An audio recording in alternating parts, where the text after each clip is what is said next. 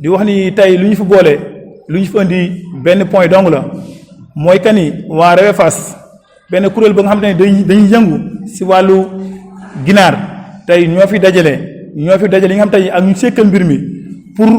ñëw pour jooy ñëw pour wane suñu naqar ñëw pour wane suñu jafe-jafe yi nga xam tey dañ koy dund si wàllu ginaar si wàllu woowu seetlu nañ ni ñun ñi nga xam tey ñun les agriculteurs ñu nekk si mbir mi di jar ginaar ak xeetu njanaaw yu ni mel tey jii dañoo ñëw wane suñu naqar yooyu dañ ciy boole li si njëkk mooy que ni yokkuteeg aliment bu jégg dayu bi mooy la hausse démesurée du prix de l' aliment yi nga xam te ni seetlu nañ ni dafa yokk ba jégg dayu ba kenn mëntu ko naatable si loolu tamit dañuy waxaat si beneen fànn wax tamit si mauvaise qualité yi nga xam tey dañu ko jox si ay poussin ak seeraay bi nga xam tey dañu koy jox si ay poussin ñi nga xam ne ñooy agriculteurs yi di wax ni kay loolu dañ koy ñëw pour soulever ko wax ko nit ñi bañ dégg ko beneen bi tamit ñu wax tamit pour gars yi dégg aussi nekkat concurrence déloyale bi mooy concurrence bi nga xam te ne ñoo ngi ko def avec les grandes entreprises mooy entreprises yu mag yi ñoo ngi ko def ñi nga xamante ne ñoo ngi si biir réew tey jii dañoo ñëw tamit pour wane concurrence jafe-jafe yi nga xamante ne ñun dañ ko am ñi nekk yarkati ginaar yi dañ koy dund tey ñetti point yooyu si lañ bëggoon ñëw pour waxtaan mbokk yi su ma ko commencé damay commencé wane kat mbir mi ça tourne autour de 3 acteurs ñi nga xamante ni mbir bi concerné na ñetti nit yi dama naan ñun la concerné beneen bi si topp tamit day concerner les consommateurs beneen bi si tamit day concerner l'État du Sénégal tey ñett yi nga xam tey ñoom laa ci dee tey mbir mi tey si loolu lañ bëgg a waxtaanee di wan ni premier point bi nga xam tey ji moom lañ ñëw tey jii pour waxtaanee ko ñu fi ñëw pour toog mooy que ni dañoo ni yokkuteeg aliment bi nga xam tey jii ñun dafa nekk loo xam dañ ñëw metti dañ koy nakarlu di koy ñaawlu di wax ni tamit nit ak lépp lu ngay yëngu si àdduna da nga see war a diisoo war si waxtaan ak ñi nga war a waxtaanal mais mënuñoo toog un bon jour ñu ñëw ne yokk nañ aliment bi patati patata sans pour autant nga concerté wu waxtaan ak ñi nga war a waxtaan loolu la nag kuréel gu ñu naan les agriculteurs kuréel gu ñu naan REWEFAS dañ see maar dañ see sonn si noonu gis nañ ni aliment ni ñu ko yokkee dafa jéggi dayoo trop sax ba kenn mëntu ko naatable ñun ñi nga xamante ne ñun nga xamante ne ñun ñooy yarkat yi nga xamante ne ñun ñooy les agriculteurs tey dañ fay ñëw pour wane suñu naqar bi mooy lan ñun mënuñu concevoir 2019 ak léegi 2019 aliment ñëpp xam ne lu ñu doon jar aliment 14400 la doon jar 2019 bu ñu ko waxee si olof mooy ko ni ñetti junni yu manqué téeméer ak ñaar fukk tey seet nañu depuis 2022 bi ñi xam ni kat aliment bi yokk nañ ko si ñetti junni ak ñeenti téeméer ak ñeent fukk si xaalis boo xoolee différence bi tey jii xam nañ ni kat foofu te ne juróom benn téeméer mooy 3000 nañ koy wax parce que loolu ñu yokk sans pour autant ñu constaté wu loolu dafa ñaaw loolu nekkul lu rafet waaw parce que ñun bu ñu xoolee ñun ñëpp ñun ñi xam tey ñoo sekk mbir mi les 3 acteurs yi nga xam tey ñoo sekk mbir mi di liggéey tey kenn mënul dem bàyyi moroomam parce que ñun ñëpp yam si mbir mi tey yi nga xam te ni fournisseurs yi mënuñoo dem sans éleveurs yi ñun éleveurs yi mënuñoo dem sans consommateurs yi ndax loo gis lépp li nga gis rek tey jii ku nekk am nga si wàll ku nekk da ngay compléter sa morom ku nekk am na fooy mën a kii sa morom waaw naka noonu dañuy wax ni tamit ay nit ki lu mën a am ñun les agriculteurs nekkuñu ñu bon ñun les agriculteurs nekkuñu ñu yées ñun les agriculteurs nekkuñu ñoo xam ne tey jii ñu dañoo mel naka sudul noonu boo gisee lu tax ñu def lii dañoo nekk si danger bu ñu nekk mooy que ni jafe-jafe yi ñuy dund moom lañ bëgg a ñëw wane ko difficulté yi ñuy dund moom lañ bëgg a ñëw pour wax ko fii ak contrainte yi nga xam tey ñun dañ koy dund si nga xam te ne milieu bu ñu nekk tey jii loolu moo ñu indi pour waxtaan tey jii si loolu man damay lancer message d'abord si le ministre de l'élevage Aly Saleh Diop dëgg la bu ñu ko xëyee moom bokk na si nga xam tey jii dañ koy lancer message di ko wax ni tey jii moom donte la moom mooy ministre bi tamit bu ñu waxee élevage rek yaakaar naa dafa yaatu yaakaar naa élevage nekkul si benn domaine da ngay dégg ñu ni ministre de l'élevage rek si wax rek jamono yi mooy lan jamono yi fête tabaski lay nekk wàllu xar yi jamonoy Pâques mooy côté mbaam yi suñu bokk chrétiens yi ak jamonoy tamxarit wàllu nag yi te pourtant du ñu sa dégg ministre bi taxaw jëmale ay waxam jëmale ko si nga xam ne mooy agriculteur mooy ñi nga xam ne dañ yar njanaaw yu mel ni ginaar rek picc yeeg yeneen yu mel waaw ba tax na ñu ne loolu dafa doy dañoo sonn dañoo maar dañoo taay ndax fi ñu toll nii ñun dañ nañ ba sës wani tamit di lancer message état Sénégal bi nga xam tey ñoo fi nekk tey ñu jéem a xool naka la ñuy wàññi taxes yi pour jàppale nga xam tey jii jéggaane bi du mën a yomb si wàllu importation li mel ni mbokk li mel ni sorgho li mel ni blé tey jii état am na nu ko doon jàppale tey mu jàppale yi nga xam tey jii moom mooy agro élevage bi tey bu ñu jàppalee tey amaana tey jii lépp lu ñu doon di ko jéggaane lu mel ni mbokk parce que boo xoolee mbokk mooy élément bi nga xam tey jii moo nekk l'élément premier bi nga xam tey jii mun nañu élément bokk na suñu ko defar loolu wax nag loolu lañ naan la provende mooy élément yi ñuy boole yi nga xam tey moom la ñuy xontee ginaar loolu lañ naan la provende ba pare provende boobu ñu koy defar mooy provendier yi mooy acteur bi nga xam ne dañuy liggéey si mbir bi parce que boo xoolee provendier yi tamit day rek la ñu deful mais instant dañoo ñëw paccal ñu ni limon xeetu jafe-jafe yu nekk ñun provendier yi teg nañ ko dañuy lancer message dañoo bëgg aliment de qualité bu nee aliment de qualité tamit mooy ñu xool tamit saako bi li si nekk prémix bi li si nekk dafa war a répondre aux normes saako yi li si bindee les éléments loolu lépp dafa war a répondre aux normes fi nga xam tey ñu am aliment de qualité aliment bu riche en énergie loolu lañ bëgg di ko wax nit ñi di ko wax provendier yi di ko wax l'état du Sénégal gars yi xam ko def ko seen bopp yi. beneen bi tamit mooy que ni la mauvaise qualité des poussins mooy xeetu cuuj yi ñuy jox mooy xeetu cuuj yi bon yi ñuy jox ak chéraay bi ndax mbokk yi jamono ji ñu toll di wax nii fi ñu toll di wax temb xam nañ am na fi ñuy jëm am nañ période boo xam tey jii képp kii aviculteur képp kii yarkat xam nga ne kat instant am nga looy wàcc mooy fête bi nga xam te ne moom la fête Korité bi mooy koor gi ñu waajal tey si jours yi mooy 24 jours tey jii si tey jàpp nañ ni diggante koor gi 24 jours ñaar fukki fan ak ñeent moo si des te ñaar fukki ak ñeent yooyu gis nañ ni ñu bëri suñu biir amuñu commande waxuma si poussin bon bi de commande bi rek amuñu ko loolu si lan la bokk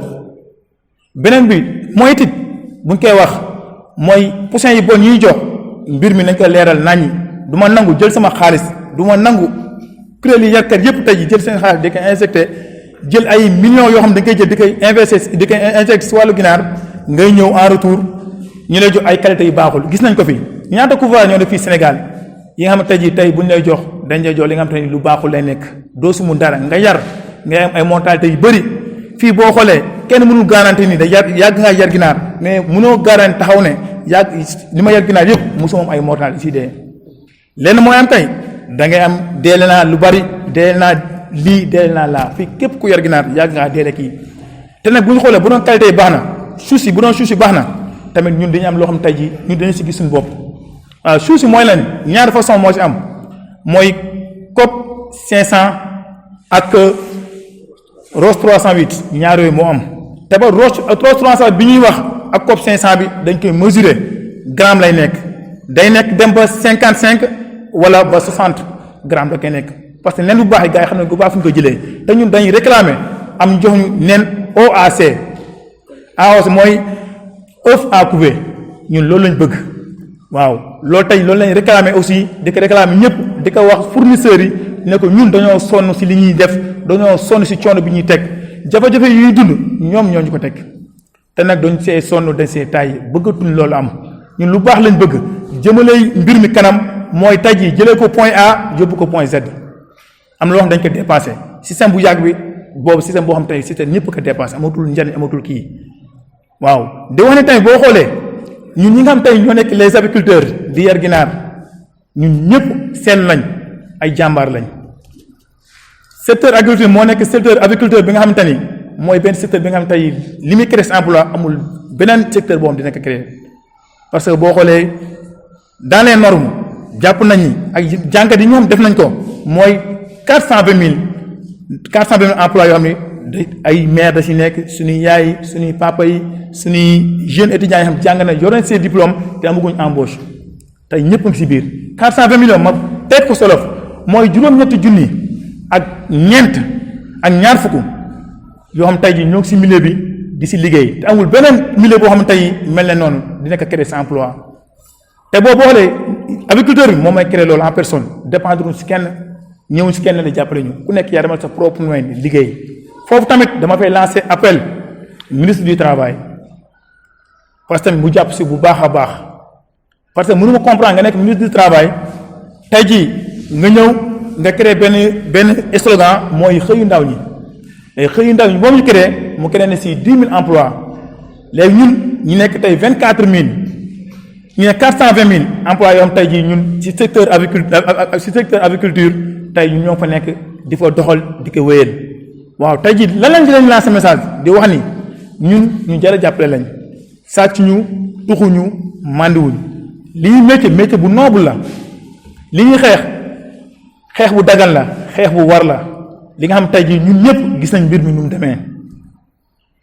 beneen bi tamit fu may gën a rebondir si beneen point bu mujj bi mooy la concurrence déloyale mooy tey jii concurrence bi nga xam tey ñoo ko sekk ak entreprise mag yi au détriment des petites et moyennes entreprises mooy ñi nga xam te ni mooy ñun ñi nga xam te ñun ñooy yar ñi kii ndaw ñi nga xam ñoo ñooy yar foofu tamit lu mu fa seetlu dafa ñaaw lu mu fa seetlu tamit dafa rafetul lu salte la man mënu ma concevoir yow muy fournisseur bi nga may jox ginaar di ma jox aliment di ma jox matériel agricole yi nga xam tey dama koy jëfandikoo samay poulailler comme naanukaay ginaar yi ak lekkukaay ginaar yi ñoom dañu koy jox en retour loolu weesuwul jox nañ loolu dina tane sax mais lu gën a ñaaw loo xam tey jii dafa ñaaw dafa jégg dayu dafa ëpp mooy lan da ngay nekk ñoom ba pare nga yar sa ginaar même produit bi nga yar ñoom moom lañ lay jox nga yar nga matal ñoom yar ñu matal ñu dem si marché bi di concurrence ak yow te loolu yaakaar naa képp ku ko dégg da nga xam ne ñii li ñuy kaas lu dagal la ñun ñii li ñuy kaas lu war la parce que nekk si benn kuréel tey jii di li ñuy xeex te li ñuy xeex wóor lañ ko teg am ay argument yi leer nañ am ay illustration am tey fu nga ko waxee di nga xam ñii war nañ xam-xam bu leer nañ waaw mbokk yi di leen wax ni tamit fournisseur yooyu ñu xam tey ñooy jox matériel yi ni mel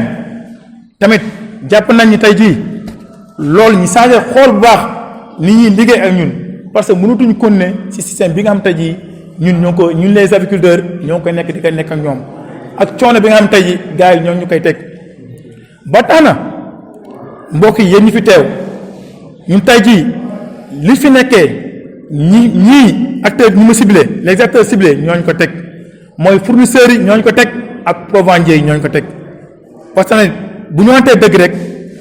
jamono yu weesu ñeenti fan yu mujj yi talaata ba alxamis bi passé gisoon nañ gars yi dañoo grève dañoo banque seen loxo ne duñ liggéey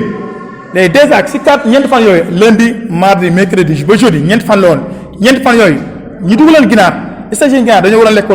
waruñoo lekk si dañoo war a lekk si ban aliment la ñu waroon lekk yow mi ma war a jox aliment nga ni non da ngay grève c'est parce que tamit aliment bi dafa kii marché mondiaux yi mbokk bi dafa seer loolu du lay loolu du prétexte nit nag da nga koy jox gëdd da nga koy jox cër bi moom tey jii ñoom mënuñu dem sans ñoom ñun tey mënuñu dem sans ñoom mbir mi nañ toog waxtaan autour d'une table ku nekk toog waxtaan càmbar mbiru solution am parce que tamit boo xoolee kuréel yi nga xam tey ñoo yëngu si wàllu aviculteur gars yi dañoo pare dañoo déterminé ba pare gëm affaire bi parce que métier bi naa ko wax encore métier bi ñi si dugg ñëpp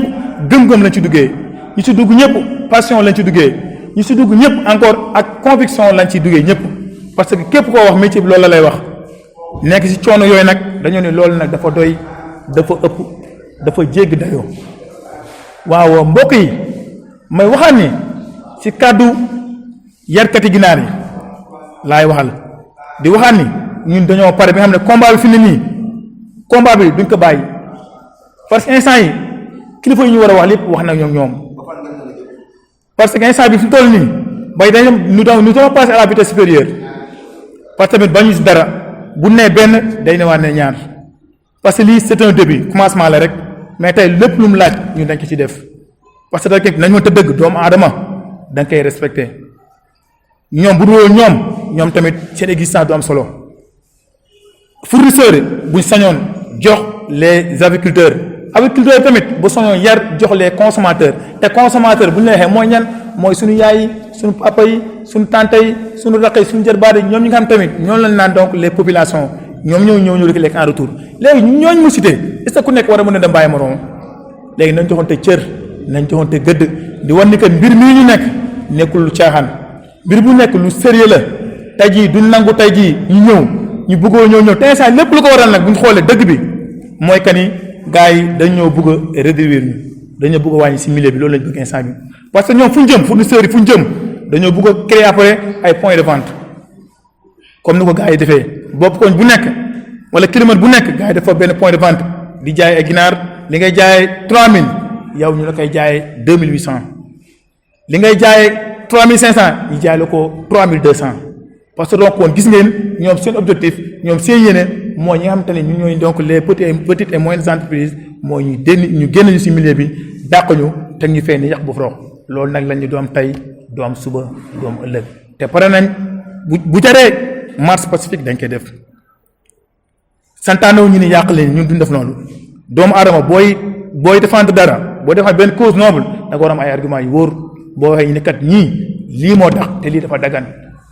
foofu nag di wax ne tamit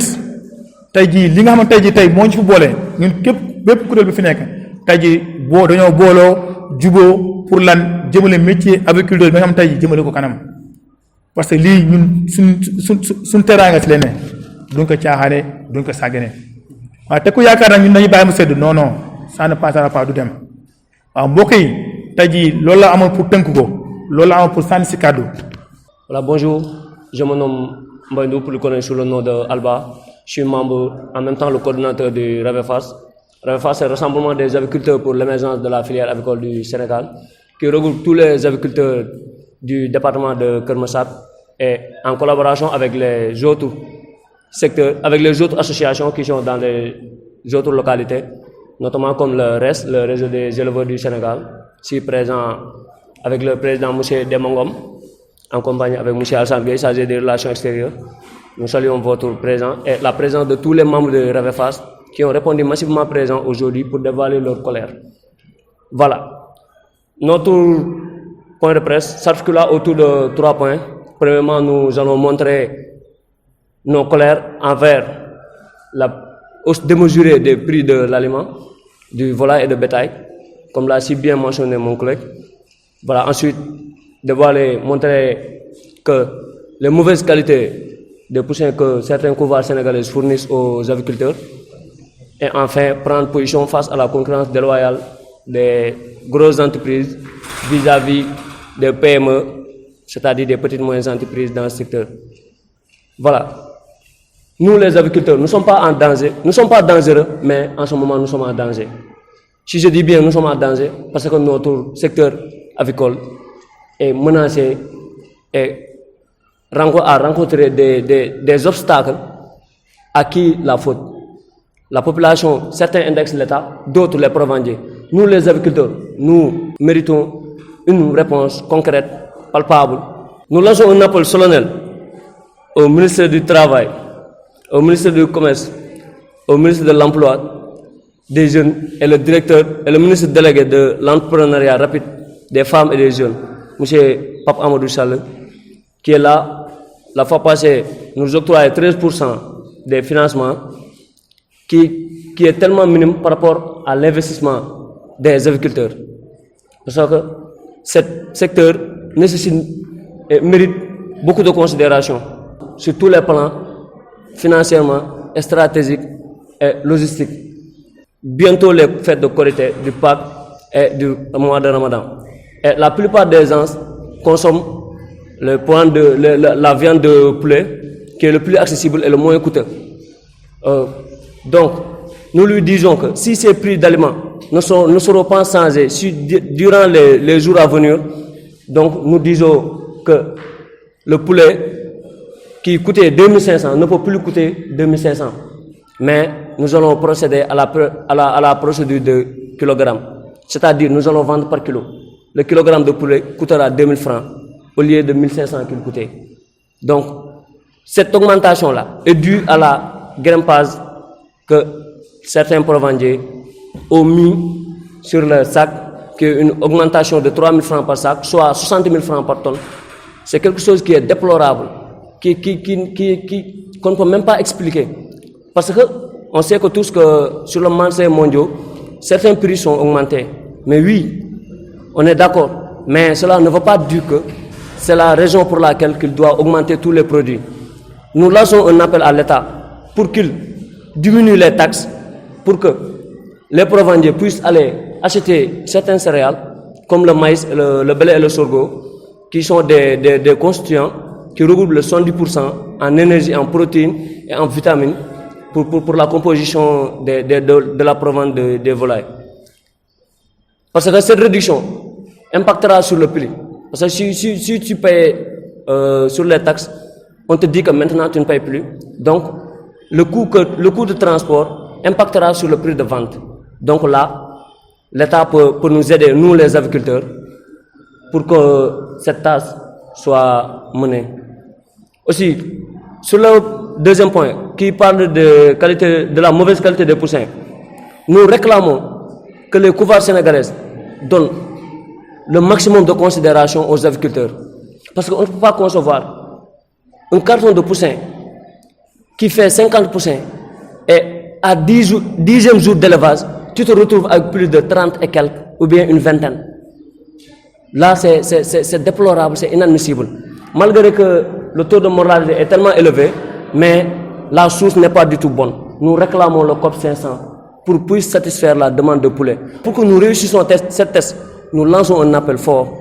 au ministre M. Ali Saleh Diop. En ce moment, il est en train de mener une campagne de vaccination. Mais la fois passée, lorsque la grippe aviaire avait passé ici au Sénégal, il n'a pas réagi. Ces campagnes de sensibilisation et de vaccination qu'il fait au bétail, il doit le mener aussi aux volailles. Parce que nous sommes des éleveurs aussi. Parce que les agriculteurs sont dans l'élevage. Et les éleveurs de bovins sont aussi dans l'élevage de volailles, dans l'élevage. Voilà. C'est ça que nous voulions éclaircir aujourd'hui sur la mauvaise qualité de poussin et cet aliment qui ne cesse de grimper. Ensuite, pour les grandes entreprises qui produisent et fournissent aux petites moyennes entreprises qui sont dans le secteur des poussins, de l'aliment, des matériaux agricoles tels que les abreuvoirs, les mangeoires. Et ensuite, il vient sur le marché national en exposant leurs produits qui sont identiques par rapport à la production des PME. Pour les concurrencer, nous disons non. Nous lançons un appel au ministère du Commerce, Mme Assome Diatta, pour que les mesures qu'il avait prises la fois passée soient respectées par les provendiers. La fois passée, ils étaient en grève. Le lundi, le mardi passé, mercredi et jeudi, 4 jours, sans produits d'aliments. Et nous avions nos poulets à nourrir. Donc c'est inadmissible et c'est déplorable. Voilà. Le REVEFAS, en compagnie avec ses collaborateurs dans la filière, le RES, le CEDES, le CFA et autres. Donc, nous avons des projets et nous allons passer au plan B en organisant une marche pacifique. Merci à tous les membres ici présents. Merci aux collaborateurs, la RES et la CEDES, l'AM Incubator Services. Nous vous disons merci. Voilà.